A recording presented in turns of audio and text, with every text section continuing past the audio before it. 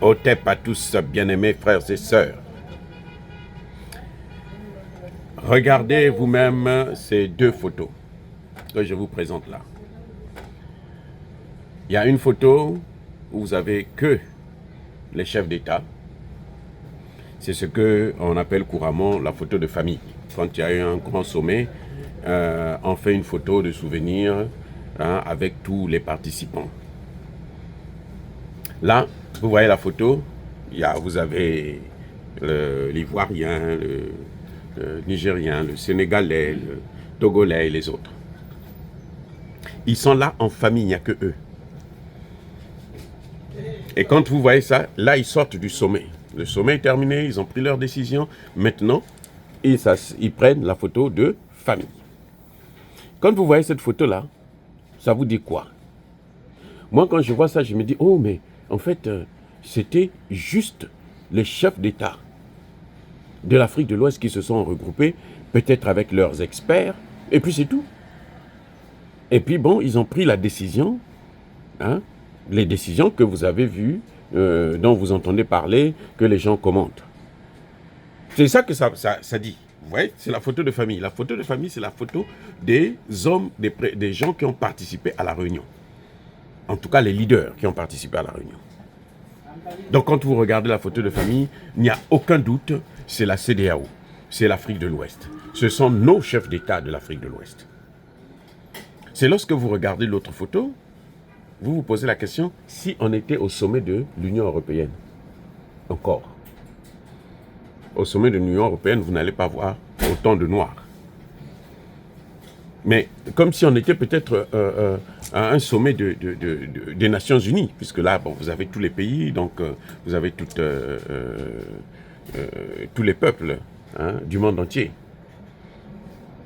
Vous voyez la deuxième photo là, vous vous dites, mais attendez, qui était à ce sommet? Quels sont les participants de ce sommet? Est-ce que ce sont les Africains ou ce sont les Européens? Si vous regardez bien, si vous agrandissez cette photo, vous allez voir qu'il y a plus d'Européens que d'Africains. C'est-à-dire que les experts, ceux qui, en fin de compte, prennent la décision, ce sont ceux-là. Parce que quand les chefs d'État se réunissent, ce que vous ne savez pas, c'est quoi? C'est qu'ils sont toujours entourés de leurs experts, leurs conseillers spéciaux, les hommes les plus importants, les plus influents, qui peuvent prendre la décision rapidement. Surtout ce qu'on appelle un conseiller spécial, conseiller politique. Ce sont des gens qui sont là, qui doivent réfléchir très vite. Dès que la situation se pointe, ils disent, Monsieur le Président, voilà comment vous allez répondre à cette question. Voilà comment vous allez agir pour ce sujet-là. Parce que vous n'avez pas assez de temps, vous avez 2 heures, 3 heures. Vous avez une journée, 2 jours, et puis c'est fini. C'est rare que ce soit, ça passe 4 jours, 5 jours, une semaine. Comme le seul plus grande conférence, c'est celle qui est pour la balkanisation de l'Afrique, lorsqu'ils ont morcelé, mis l'Afrique en coupe réglée en 1885 à Berlin. C'est ça, la fameuse conférence de Berlin. Ça a duré 4 mois. C'était étendu sur 2 ans, de 1884 à 1885. Donc, vous regardez, ceux qui en fait prennent la décision, ce sont ceux qui sont plus nombreux. Donc la décision de la CEDEAO, ce n'est pas une décision des Africains. Regardez vous-même les photos. Et ils ne se gênent plus.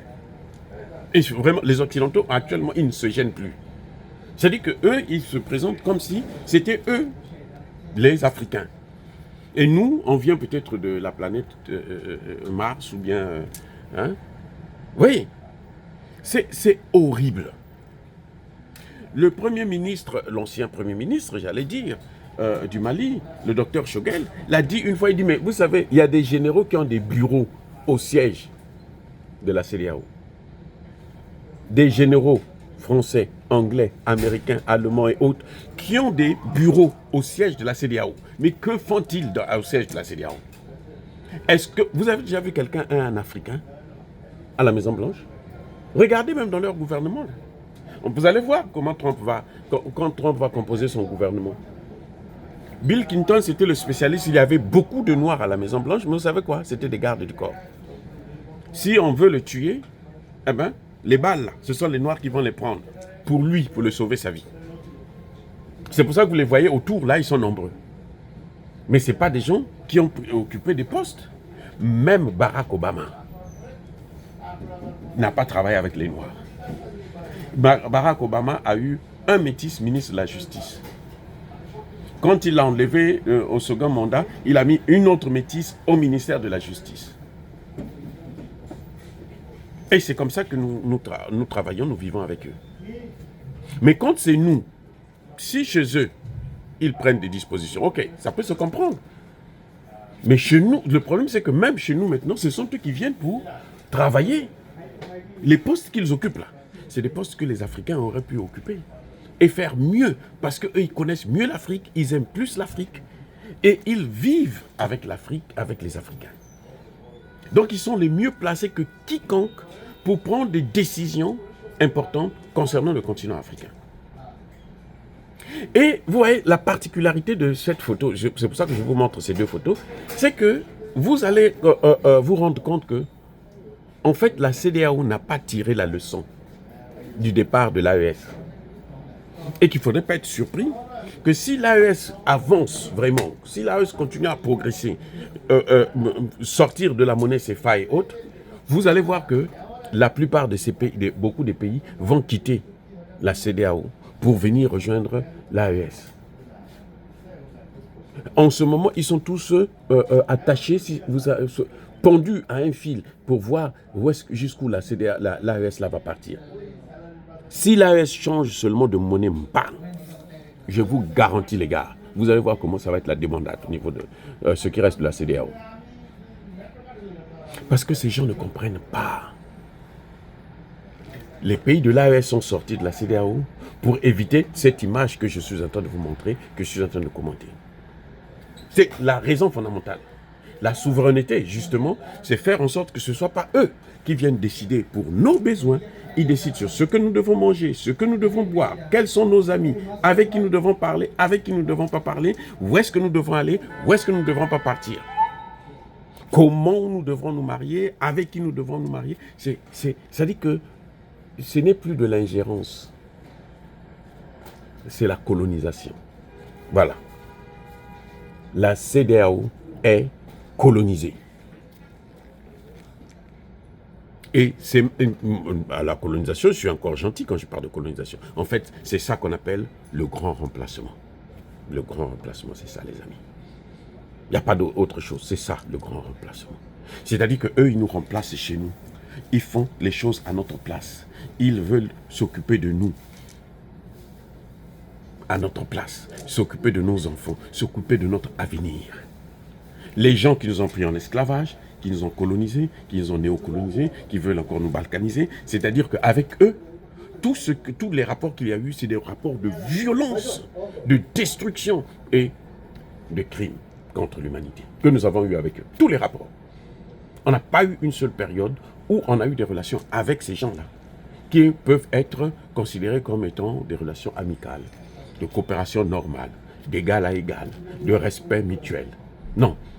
C'est toujours la relation de domination, d'hégémonie, de contrôle et d'ingérence. Voilà encore un autre exemple. Nous sommes en 2024. Là, c'est à peine hier, le 15 décembre 2024. Voilà ce qu'ils vous donnent comme image, ce qu'ils vous présentent comme image. Et ils vous disent qu'ils nous aiment.